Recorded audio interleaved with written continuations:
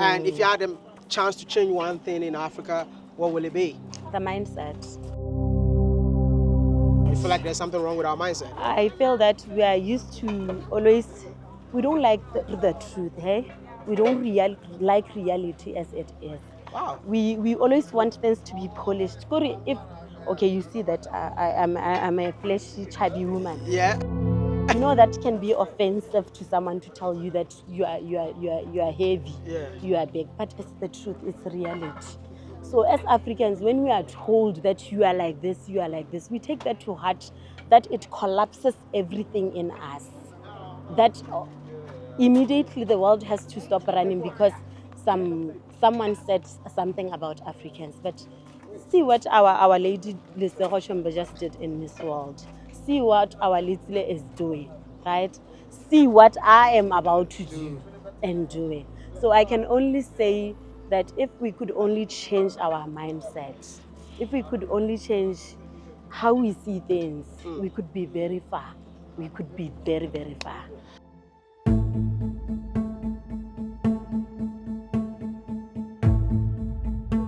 Dumelang everyone, my name's Tsepiso Marumo. I am the brains behind Man-Made. I understand you are Man-Made. Yes. How did it come for the place to be called Man-Made? Man-Made. After graduating, after I took off the scroll, right? I was unemployed. There was nothing. I was knocking everywhere. There was nothing. So I resorted to carry the Corn, yeah. in a bucket and moved. I didn't have a car then. Moved from one plot to another, selling, office to office selling, and it was very challenging. That is when people in the streets, who were my clients then, named me Man-Made, meaning the lady who's always carrying corn is around. She's coming. Man-Made, when are you coming? So that is when I gained the name, and later I changed it into my brand. I branded myself with it because it was already what I was known for. This is where I used to be. This is where I would get my lunches and everything. Yes. No, I've known my sister long back, even her business. I've known when she have started to grow at first too. Now, after selling some Miss Meal here, she have opened a restaurant. Started from the crash, you know. Yeah. Don't lose hope, man. Exactly. Keep on pushing. You know, if there's something that keeps me waking up every day and nailing this thing is my story. You know, it doesn't get old, it doesn't die out, and if there's something that's influencing me now, it's me, because I'm living my reality. So I'm seeing the possibilities of the impossibilities, you know. I've seen this thing when there was nothing at all, when no one believed in me. It's a part of me, so I'm seeing it unfold. I'm learning the process with it. In this whole story, in this whole play, I am the main character. I learn from myself as the main character, and I'm gonna let it unfold as much as it wants. In this same spot, you're going to meet ministers, you're going to meet cabinet ministers, you're going to meet all kinds of celebrities, MPs, you name them, soccer stars, you name them, everyone. You land in Botswana, you need to pass by Man-Made. That is why you are here.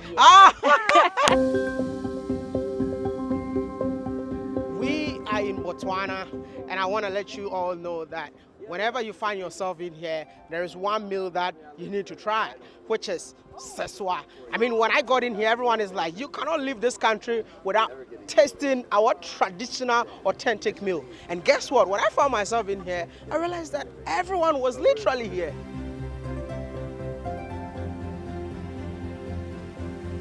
And I'm like, who is the brain behind this? And her story really touched me. You all know that in Africa we've got unemployment issues, but guess what? She saw an opportunity in her unemployment and decided to take advantage of creating her own business.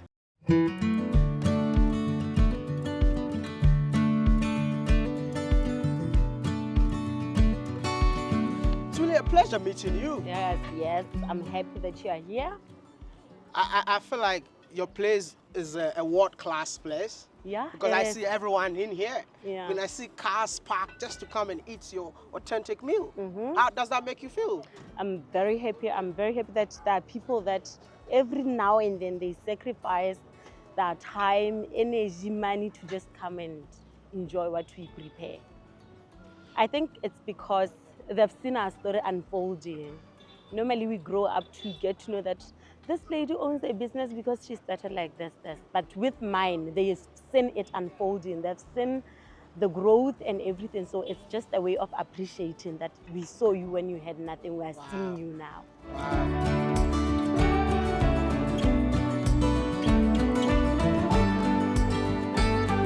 So if you say you had nothing, were you born in here? I'm born in Mahalapet, a village in the Central District, but I grew up the side and I did my tertiary the side. So you're a village girl? I'm a typical 100%. 100%. It takes a village to raise a child, by the way. Yeah. So you did your tertiary in there, and right after school, what happened? Right after school, you know, this unemployment pandemic, I'm one of the victims. So I didn't just sit home and say that I'm unemployed and everything. Rather, I asked, what can I do? I woke up one day being tired of this mindset of going to school, learning, getting a job, and then I started to hire myself by selling corns in the street. Selling corn? Just like how? Boiled corn or? Yes, I'll boil it and put it in a bucket and get into an office. Dumelang, ke rekisa meat. Good morning, I'm selling maize corns. And I had so much support. So people were buying corn from you? Just like that? Hence, I'm named man-made. Hence the name man-made. Because of the lady that used to sell corn? So, I mean, after corn, you decided to start your own business? Like, I mean, corn is still a business, but you decided to add this one to it. You know that corn is a seasonal crop. Yeah. It comes during rainy seasons. When the rain stops, it stops too. So it's not perennial. It's not all year around. So I decided that when corn finishes, what's next? So the closest thing to corn is this food, traditional food.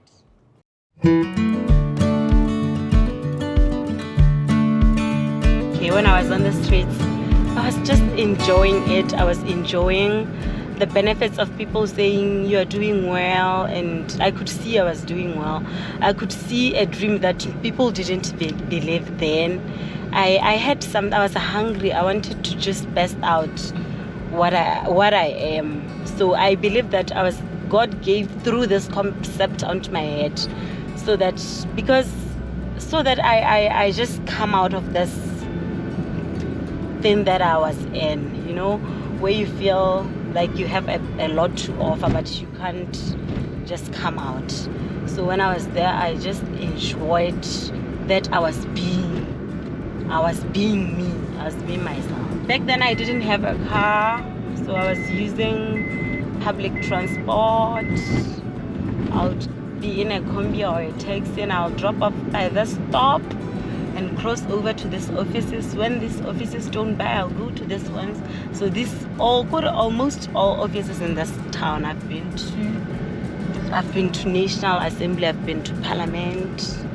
And back then,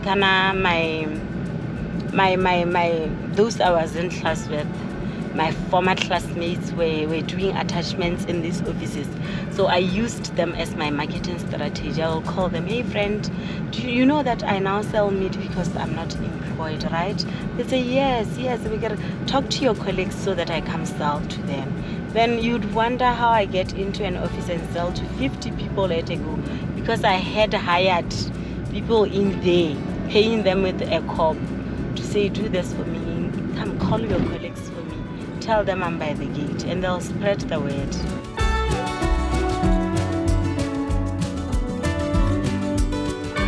This is where I used to sell my maize. You used to sit in here, or you sit I'll or you walk? just take my hours walking and approaching customers, you know. some were coming from this immigration offices, so there are lots of people working in here, those who come in every now and then. So this is where my business used to go on, and it was just a very difficult journey, I want to tell you. Wow. You're a graduate and you used to come and sit in here just to sell corn. Were people not laughing at you for doing that? Obviously they were wondering what I was doing, because they didn't know the vision that I had. Money doesn't have labels, like I tell you, so they didn't know. Some are buying in the dream now, some are seeing that indeed this is possible. You start somewhere and you are going somewhere. Wow. But how was it like, selling in an area like this? How was it like? Most of the times people were not nice. People were Wow. not nice. People will ridicule me. For example, if I get into an office, I'll be coming with you when you are selling a service that you are carrying papers, like giving out brochures, and now I'm coming with meat.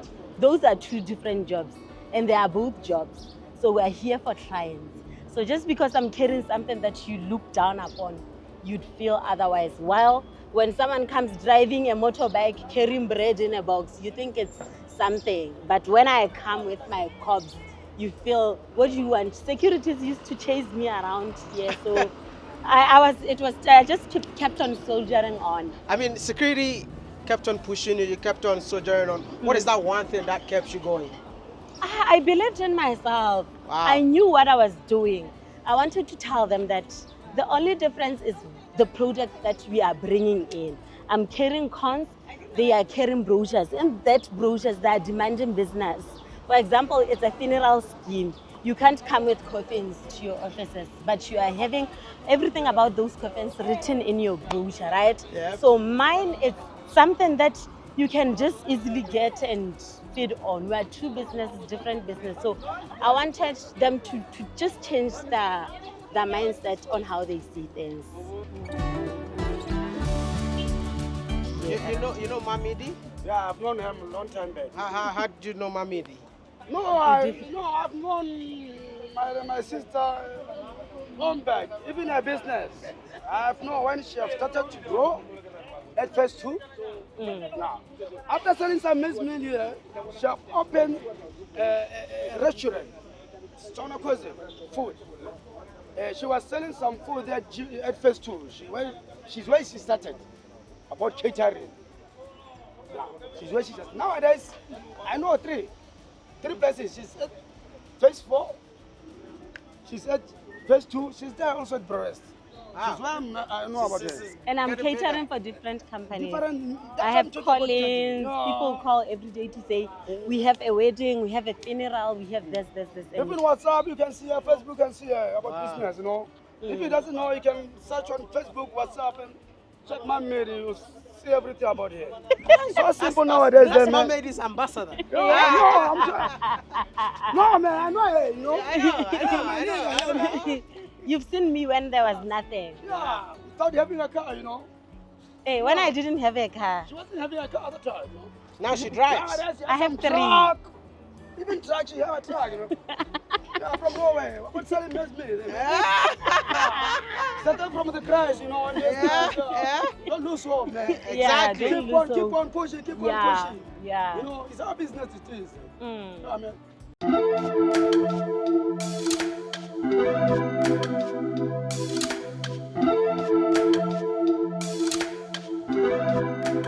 So how long have you been doing it? I've been doing this is our 6th year.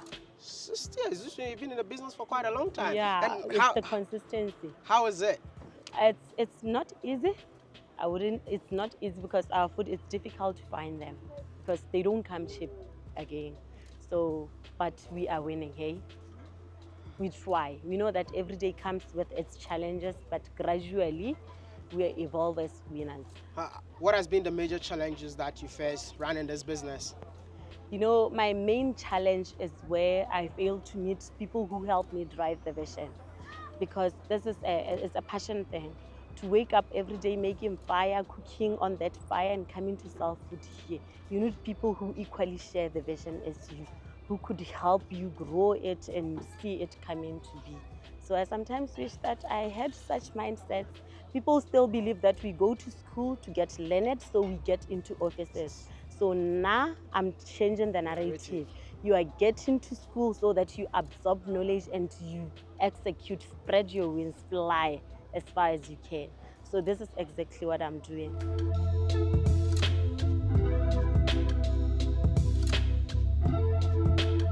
Does that mean that you got the funding from this restaurant with the maize that you're selling? I've never got any funding from any entity whatsoever. I've started with the little that I had. I know how to, my plate only costs 40 pula. So I believe in the art of starting small in order to become something big. So I know how to gather those 40 pulas and turn them into hundreds, later thousands. Very soon we'll be in the millions. So it's just the art of starting small and growing into something big. You are a made in Botswana product. Yeah. Local is lekker. And you believe that it's possible to make it in Botswana? Yeah, it is. Especially in the streets. You know, as you are eating like this, you see people, some are drinking this fizzy drinks, canned ones, throwing away the tins. You'd see old ladies are coming very soon to pick those later. Do you know how much they're making out of just getting those materials, recycling them and all that? To you, it's trash. To someone, it's money. You get. So it's possible. There's so much money in our streets. There's so much money in our land. We just need to apply our minds to it. Do you believe that selling food on the street is worth it? Yes, look at me. Okay, I love that. I love that. Will you encourage more youth to go into something like that? Yes, I will, definitely. I'll just tell them that different approach. Okay, I'm here, I attract people of all calibers that are coming from where they're stationed, where their offices be. Like, for example, the cream of my clients are from the CBD. Yep. See how many big restaurants are there in CBD. They are there, but they leave those coming to the one that is in the streets. I think it's just how the approach, how you approach it and how you break normality. People have been selling maize for years, but they were just stagnant there. I took my maize to the people. That is what made my name. You work around here? Yeah. And you often come in here for meals? Yes. Oh, wow. Yeah. Why do you eat in here? Yeah, I usually come to my Midi's place because I have an office just nearby here. Okay. Yes, I'm settled there. I'm into construction. Okay. So I have an office around here. So whenever I'm close by, I come to the healthy food. Oh, okay. Botswana food. Yeah. Yes, mukoto. What makes this food unique than the rest of the food in the CBD? Mostly in CBD, we only have franchises.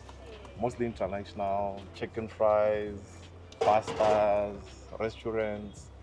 But here is authentic stuff, more healthier, no GMOs. Okay. All the great things. Yeah. It's like a authentic local meal. Yeah.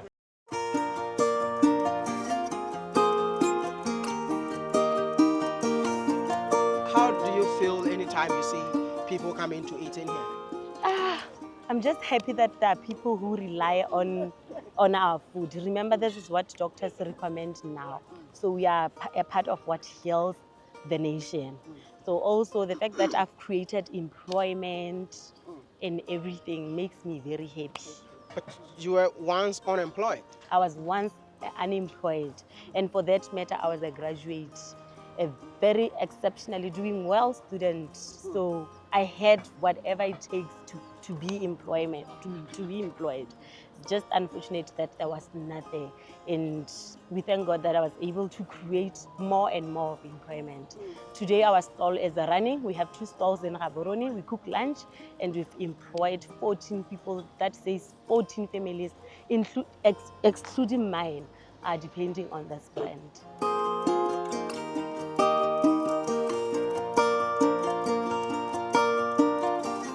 How does it feel like being a young female entrepreneur in Botswana? It's awesome. The support now, because people have bought in the dream, and I think our government is saturated. There's so much unemployment, And they've seen that with the little that I started with, I'm somewhere now. The support is so amazing. It's beautiful. People are now up. People are now on streets. People are doing things for Which is themselves. you've inspired people. Yes, I did. Hey, I did. Thank you so much for not giving up. Yes. But does the government of this country support businesses like yours? Yes, our government is very lenient on us. I mean, it gives loans, it gives on ground grants. There are always these schemes that's going on to say, buy goats, buy chickens, do this. So we are doing a lot. We have so many young women that are unemployed, but instead of going hands-on, they decided to do something else. If you have a message for such young people, what would that message be?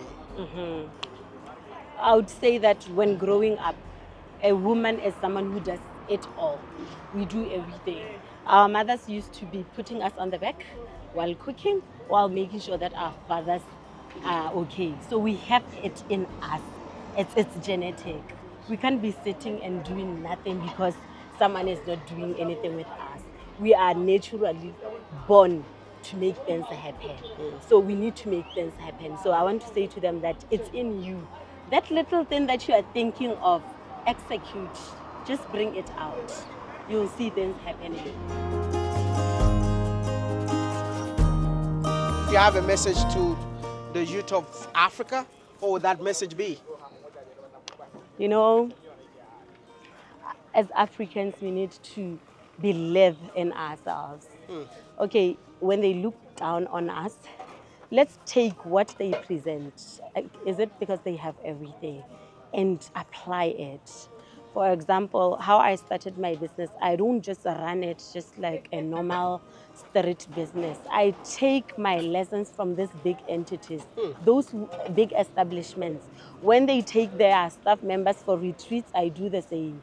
When they take them for those mentorship, I do the same. I invest in my employees. I do everything that these big entities are doing so that in future, when we together, we could sit in one table and have something in common. So when many people are discouraging or looking down upon you because of what you are presenting at the moment, don't bow to what they say. Rather, use that as a way to say, no, just be patient with me. I'm going somewhere. Believe in yourself. You started on the street, you're still on the street, but in a different approach. Is there anything that you're doing for people on the street in terms of giving back to the people? I'm very big on that because Wow. I have an orphanage that I take care of. It's been 3 years now. You know, I started off just buying kids Christmas clothes. It's called Hamudu Child Care Center. Wow. It has 86 kids. It's not just an orphanage, it's where people who vulnerability issues are. In there you'd find kids who are very vulnerable. They have their parents, but they don't have means to take care. And there are those who don't have parents. And there's such vulnerability where you'll find a mentally disturbed person always pregnant year in and out. But they can't take care of the children. So that is where they are taken to Hamudu, right? So the center, it's where I participate in helping with the transport fees, with the food, or just love, nurturing them with love. I'm their second mother. They see a mother in me. The last one I met when she was 5 days old in the center. Right now she's almost 3 years. You know what I'm doing?